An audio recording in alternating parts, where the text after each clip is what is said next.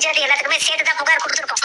நீங்களே சொல்லுங்க. கண்ணுக்கு கண்ணா 2 பொம்பளை பிள்ளைகளை வளர்த்தோம். எங்க மூத்த மக மயில தாய் இவங்க வீட்டுக்கு கட்டி கொடுத்தோம். நீங்க பாருங்க, கட்டி கொடுத்த கதையெல்லாம் ஏற்கனவே சொல்லிட்டீங்க. பிரச்சனையை மட்டும் சொல்லுங்க.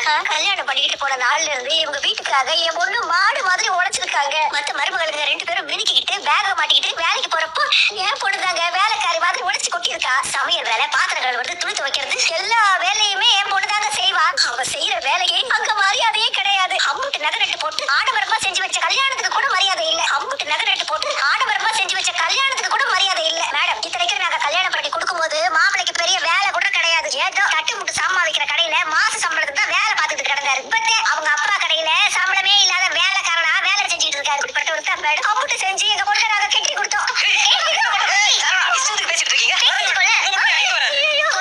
அடிக்க வராங்க.